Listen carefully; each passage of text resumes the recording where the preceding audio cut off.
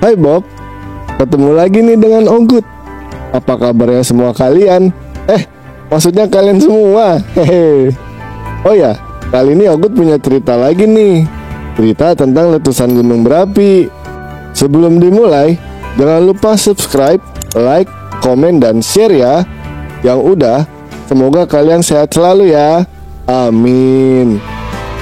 And let's survey the eruption of Mount Bromo.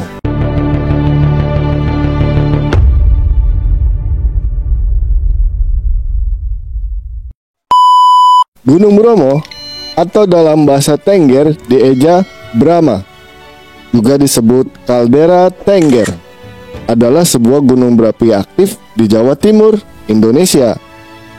Gunung ini memiliki ketinggian 2329 meter di atas permukaan laut dan berada dalam 4 wilayah kabupaten, yaitu Kabupaten Probolinggo, Kabupaten Pasuruan, Kabupaten Lumajang, dan Kabupaten Malang. Gunung Bromo dikelilingi oleh dataran pasir luas yang dikenal sebagai Laut Pasir Bromo, yang merupakan salah satu daya tarik utama kawasan ini. Nah, Gunung Bromo itu terkenal sebagai objek wisata utama di Jawa Timur. Sebagai objek wisata, Bromo menjadi menarik karena statusnya sebagai gunung berapi yang masih aktif. Gunung Bromo termasuk dalam kawasan Taman Nasional Bromo Tengger Semeru. Nah, ada yang udah tahu belum bentuk tubuh Gunung Bromo? Oke, Ogut jelasin ya. Gunung Bromo bertautan antara lembah dan ngarai dengan kaldera atau lautan pasir seluas sekitar 10.000 km persegi. Ia mempunyai sebuah kawah dengan garis tengah kurang lebih 800 meter dari utara sampai selatan dan kurang lebih 600 meter dari timur sampai ke barat. Luas banget ya Gunung Bromo. Nah, sedangkan daerah bahayanya berupa lingkaran dengan jari-jari 4 km dari pusat kawah Bromo. Aktivitas rutin warga sekitar Gunung Bromo yaitu sebagai gunung suci. Setiap setahun sekali, masyarakat Tengger mengadakan upacara Yatnya Kasada atau Kasodo. Upacara ini bertempat di sebuah pura yang berada di bawah kaki Gunung Bromo dan dilanjut ke puncak Bromo. Upacara diadakan pada tengah malam hingga dini hari setiap bulan purnama. Ya, kurang lebih sekitar tanggal 14 atau 15 pada bulan Kasodo atau ke-10 menurut penanggalan Jawa. Nih, yang harus kalian tahu nih penyebab letusan Gunung Bromo. Letusan Gunung Bromo seperti letusan gunung berapi lainnya disebabkan oleh proses geologis yang kompleks yang melibatkan aktivitas magma di dalam perut bumi. Berikut ada beberapa faktor penyebab letusan Gunung Bromo. Yang pertama, subduksi lempengan bumi. Gunung Bromo terletak di jalur api Pasifik, sebuah zona subduksi di mana lempeng samudra turun di bawah lempeng benua.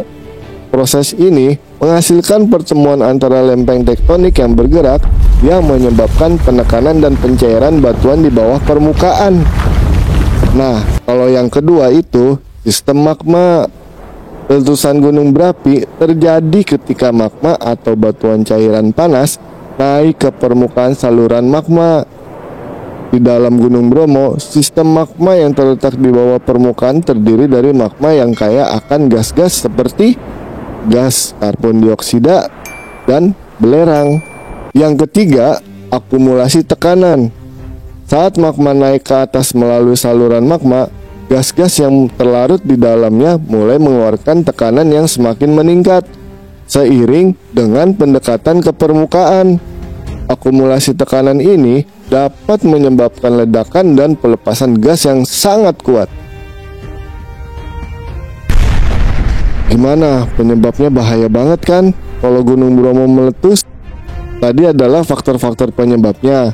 Dan sekarang Ogut mau cerita tentang sejarah letusan Gunung Bromonya. Yang pertama, letusan tertua.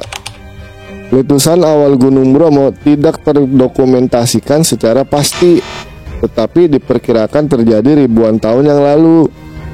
Material vulkanik yang dikeluarkan oleh letusan tersebut membentuk kawah yang sekarang dikenal sebagai Kawah Bromo. Yang kedua, letusan Tengger pada tahun 1775. Terjadi letusan besar Gunung Bromo yang berdampak signifikan pada masyarakat Tengger. Letusan ini menyebabkan terbentuk lautan pasir yang meliputi area sekitar kawah, yang kemudian dikenal sebagai Laut Pasir.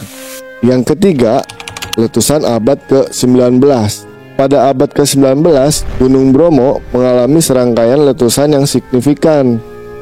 Letusan terbesar tercatat pada tahun 1822, di mana material vulkanik menjadi jarak yang cukup jauh.